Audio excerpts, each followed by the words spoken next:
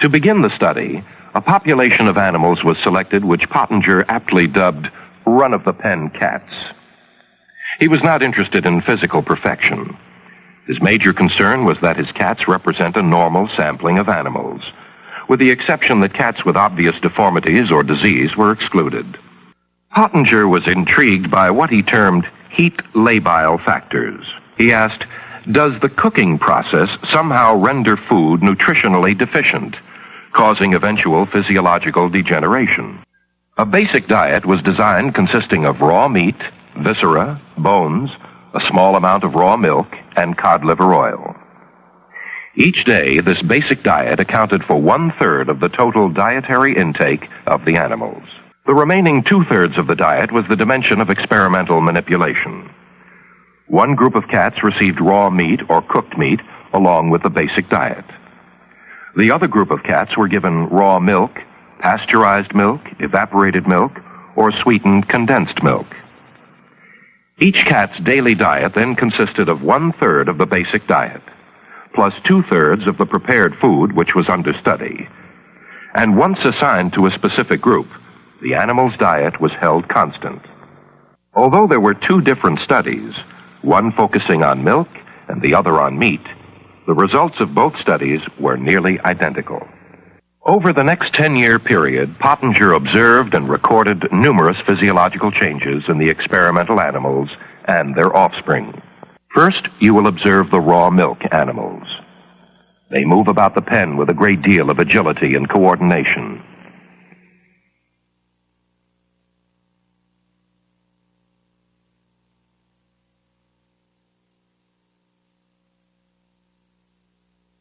Notice the sheen to the fur and the normal sexual interest displayed toward the male in the next pen. As would be expected, they land on their feet when thrown in the air. The pasteurized milk-fed cats, shown here, move about the pen in a manner quite different from the raw milk cats. The cat in the foreground actually developed arthritis during the experiment. They are lethargic, much like animals in a zoo.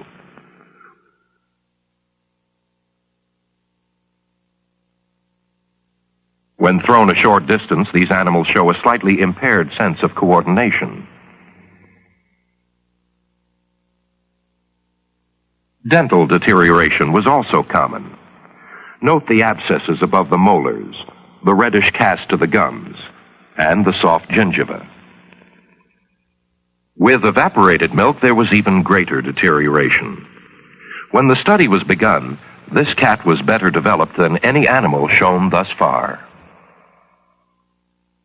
The sweetened condensed milk-fed cats not only had their milk heat processed, but there was the addition of sugar. They are nervous animals.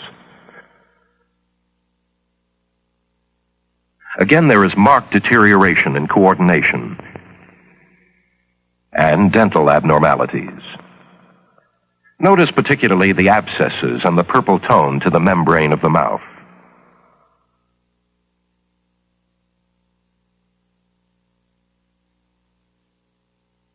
For a further comparison, here is another example of normal development. Notice the firm gingiva, the normal coloring tones, the beautiful broad mouth, the full jaw with obvious power. This animal happens to be a male, but the comparison is nonetheless valid. Here is another illustrative comparison. The raw milk female gets in 20 or 30 licks for every one of the pasteurized milk female, then leaps away in disgust. These were all first-generation animals, born of theoretically healthy parents, and who themselves were healthy at the beginning of the study. Disturbing as these observations might be, the impaired balance, the lack of energy, the dental deterioration, some of the most significant findings emerged as Pottenger extended his study down to the second and third generations. Almost immediately, Pottenger noticed that animals fed the raw meat diet for 2 generations appeared larger than the same generation of cooked meat cats. At 16 weeks, this second-generation raw meat cat weighs 2,000 grams, while the second-generation cooked meat animal only comes up to 1,600 grams. Compare the black kitten with this raw meat kitten. The sheen, the sparkle of the eyes, the well-developed face. This is a raw meat animal with the full, round face. A later examination of the skull showed a firmly developed zygomatic arch. The frontal sinuses were complete, and calcium content of the bones throughout the body ranged from 12 to 17% by weight. The skulls of adult cats with a long ancestry of raw food diets are surprisingly constant. Here we find the development of a second-generation cooked meat animal. The head has begun to flatten and is actually smaller than the comparable raw meat cat. The skull shows the major reasons for this change. The zygomatic arch is not completed. The nasal development is somewhat irregular, and the calcium content has fallen to 10%. Third-generation cooked meat animals show the most remarkable skeletal change. The skull is considerably smaller. It is flat with pointed features. The skull shows a poorly developed zygomatic arch. The bones are paper-thin and soft like sponge rubber. The frontal sinuses had developed in a peculiar fashion, and the calcium content of the bones had fallen to a low 3% by weight.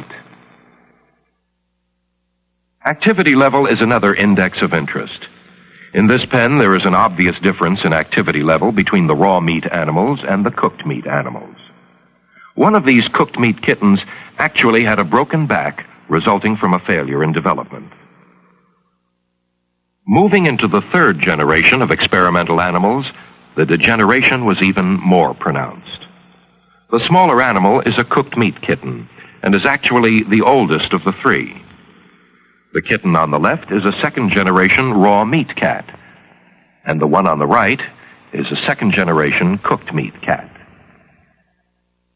Here is a second-generation cooked meat mother with her third-generation offspring. She has a male body configuration. Her offspring developed nasal and ocular allergies. From this same litter came an asthmatic kitten, purportedly the first to be reported in the research literature. Again, there is marked dental deterioration, abscesses, poor coloring, and gingival irritation. Pronounced exhaustion was a typical observation among the third generation of cooked meat kittens, as well as impaired coordination. This third-generation cooked meat kitten had over 24 fractures resulting from a failure in development. And finally, this little third-generation cooked meat kitten was unable to release its claws from the hardware cloth and probably would have died had not the assistant taken it down. At this juncture in the study, a most interesting development emerged. The cooked meat cats were unable to successfully reproduce after the third generation.